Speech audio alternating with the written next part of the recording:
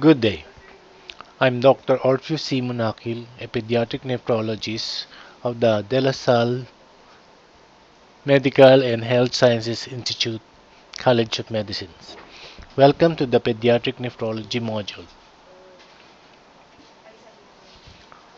This module has the following objectives: to accurately diagnose common pediatric nephrology diseases or disorders given different clinical case scenarios, and two, to properly manage children with nephrology cases, diseases, and disorders given different clinical case scenarios. This module contains the following topics: urinary tract infection, acute glomerulonephritis, nephrotic syndrome, acute kidney injury, chronic kidney disease, and congenital anomalies of the kidneys and urinary tract. Let's start with urinary tract infection. UTI is defined as a condition in which microorganisms actively multiply and persist in the genitourinary tract. There is presence of proliferating bacteria in the urinary tract, causing tissue invasion and inflammation. Quantitatively, it is defined as the presence of bacteria of urine consisting of greater than or equal to 100,000 colony-forming units per ml of urine. UTI basically has three forms: upper UTI or pyelonephritis, lower UTI or cystitis, and third, asymptomatic bacteriuria or ABU. Pyelonephritis is a condition associated with microbial infection of the renal parenchyma causing local and systemic symptoms. It often leads to enlargement of the kidneys and formation of inflammatory infiltrates in the medulla and renal pelvis. Here is a figure of an ultrasound finding in patients with pyelonephritis. Pyelonephritis per se is the most common serious bacterial infection in infants less than 24 months of age who have fever without a focus. Per se, pyelonephritis indicates bacterial involvement of the upper urinary tract. On the other hand, pyelonephritis may also be considered as chronic, where it is also defined or termed as reflux nephropathy, wherein it is characterized radiologically by coarse renal scars. However, this is difficult to distinguish from other causes of end-stage renal scarring.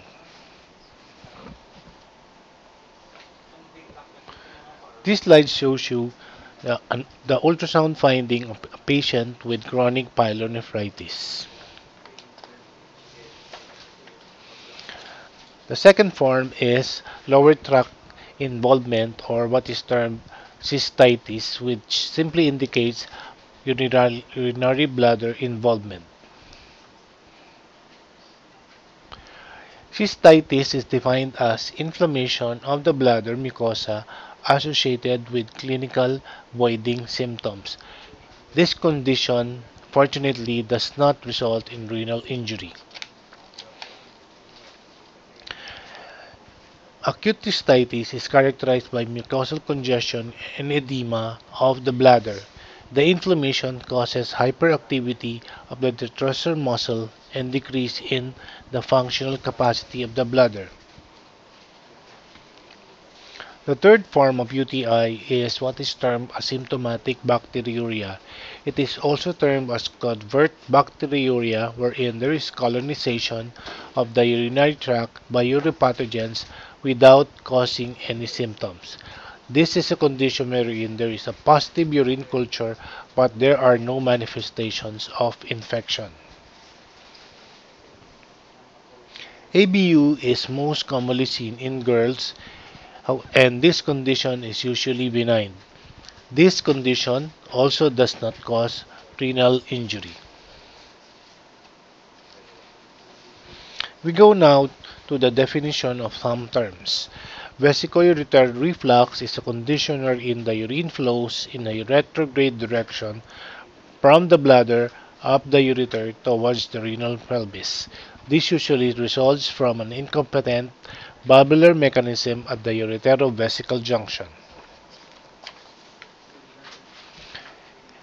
This slide shows you the different grades or forms of vesicoureteral reflux, from grade 1, which is the most benign, to grade 5, which is the most severe. Let us also define what intrareflux means. This is simply the backflow of urine from the renal pelvis to the collecting tubules or collecting ducts.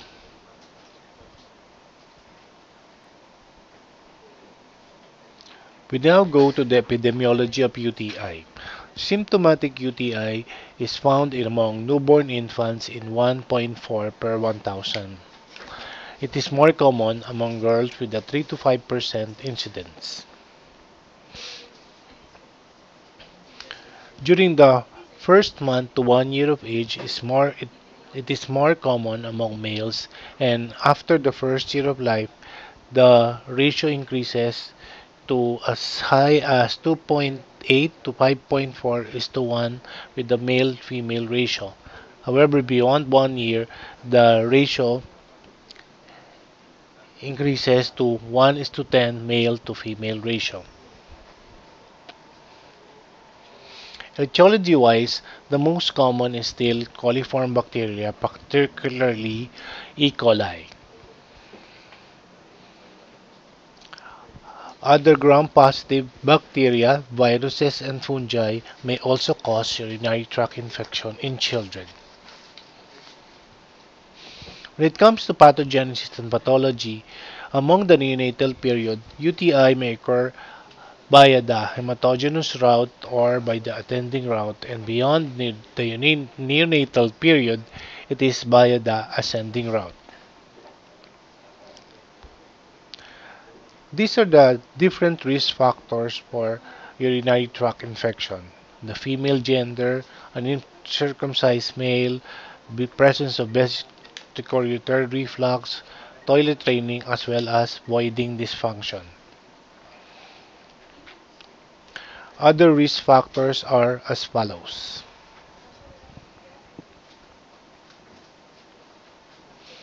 Take note that tight clothing and underwear, as well as pinworm infestation and constipation, are also risk factors for the development of UTI. And these are other factors that may be related to the anatomy as well as the activity of a patient with urinary tract infection.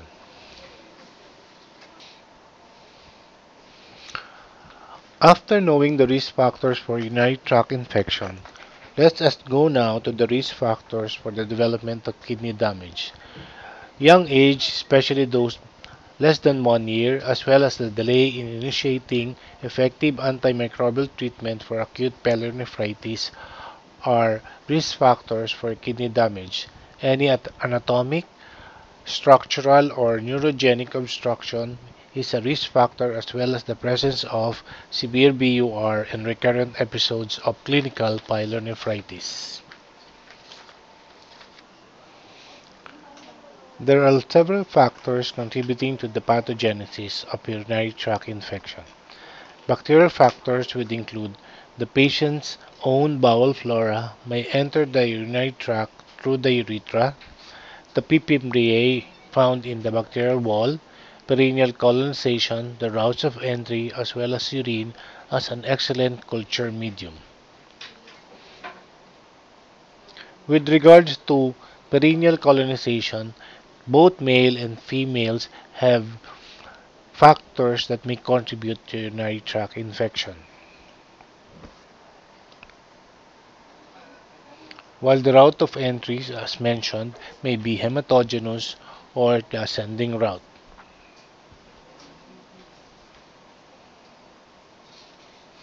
Let us now go to the host factors that would cause UTI. First is anatomic. A competent ureterovesical junction would prevent the retrograde flow of urine from the bladder to the kidney. The functional factors would include a regular and complete bladder emptying, which prevents bacterial colonization and overgrowth.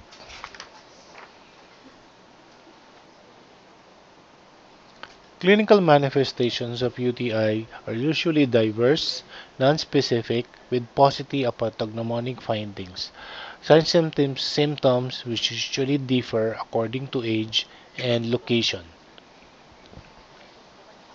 such that during infancy, the manifestations are usually nonspecific and would not point to the genitourinary tract. On the other hand, children with urinary tract infection would manifest with signs and symptoms referable to the urinary tract as well as the presence of fever, especially in those patients with pyelonephritis. In general, pyelonephritis would present with systemic signs and symptoms such as fever and other nonspecific signs and symptoms. On the other hand, cystitis would present with lower tract manifestations that would point to the urinary bladder as the site of infection. Diagnosis of UTI would consist of a very high index of suspicion and would usually depend on the culture of bacteria from the urine. However, this is sometimes difficult to establish, especially when the specimen is contaminated and if there is history of prior antibiotic intake.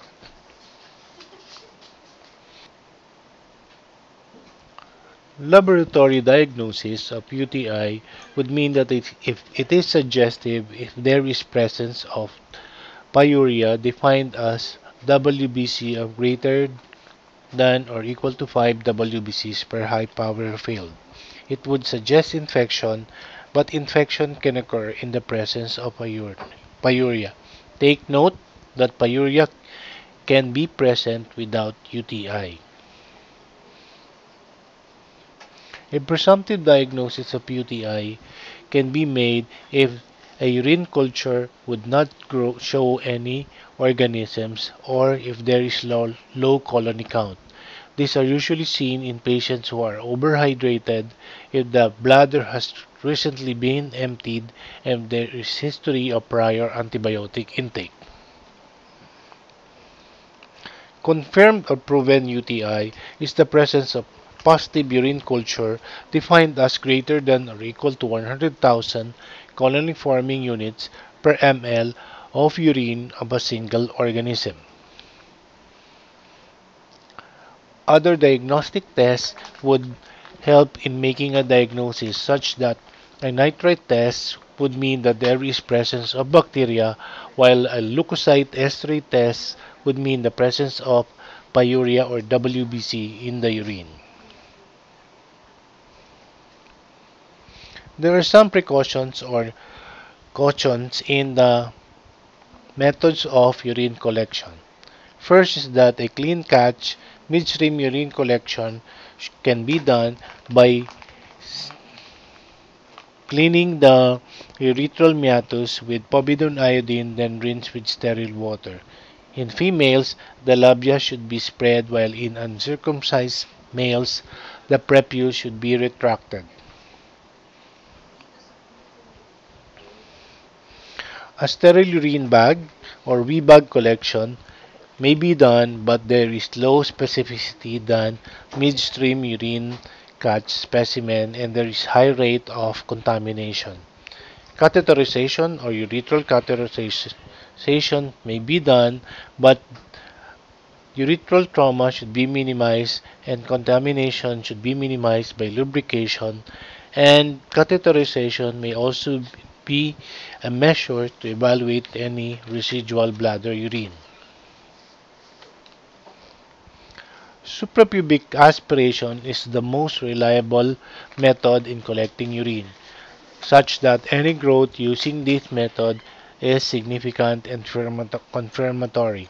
However, false negative results may be seen in patients with unrecognized antibiotic treatment, dilution from overhydration, and antiseptic solution contamination. Imaging studies utilized in the diagnosis of UTI would include the following. First, an KUB ultrasound would evaluate the kidney size, the presence of bladder residual urine, or the presence of any anatomic or structural abnormalities. An IBP or intravenous pyelography may also be done to evaluate the kidney size, the presence of calyceal blunting or ureterodilatation as well as scarring, which are seen in patients with chronic pyelonephritis. BCUG or voiding cystourethrogram is utilized for the imaging study to assess the presence of vesicoureteral reflux and may also evaluate the presence of posterior urethral valve.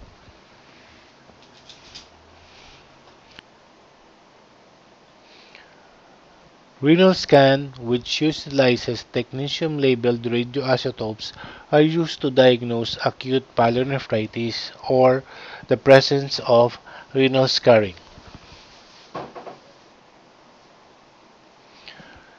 Here is another picture of a renal scan indicating renal scarring or acute pyelonephritis. Take note that the area without any uptake of the dye signifies the abnormality. Another radioisotope dye that can be used is the glucoheptanate radioisotope. In the same manner, the areas with a decreased intake or uptake of the dye would indicate renal parenchymal filling defects.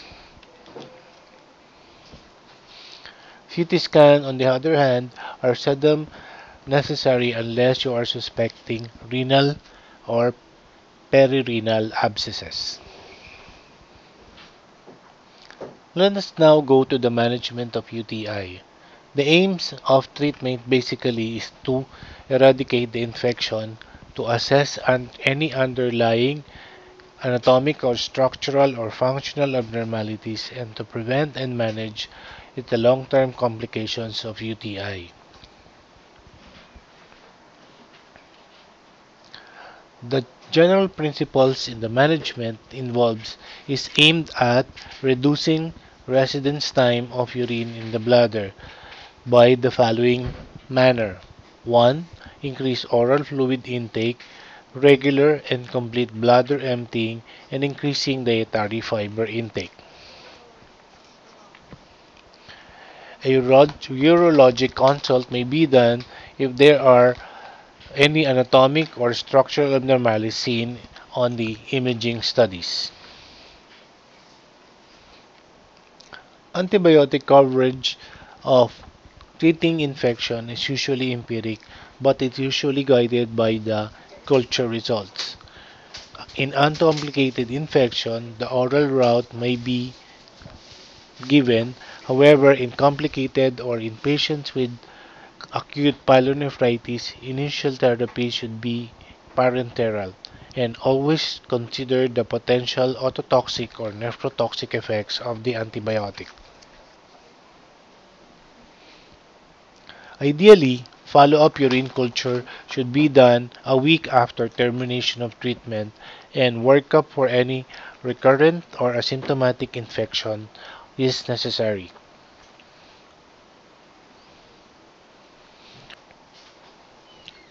The prognosis of these patients are usually excellent, provided that prompt, early, and adequate treatment is instituted. However, outcome is usually difficult to ascertain, and renal scarring, which, which increases the risk for the development of chronic and sometimes progressive renal insufficiency and hypertension. The following slides are the suggested UTI protocol depending on the age of the patient. It usually starts with an high index of suspicion based on the history and physical examination.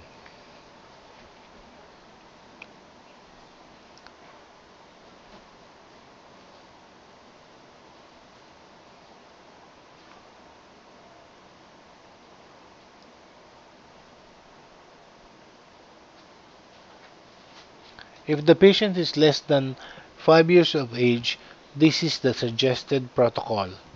Take note that renal imaging studies and vesicular reflux should always be considered in these patients.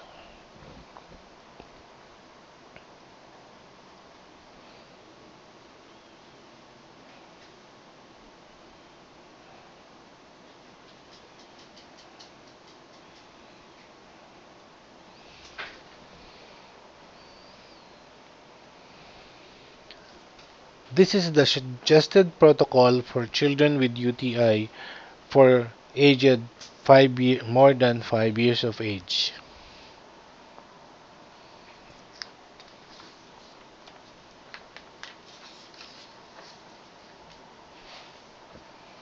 Sabi ko na uli.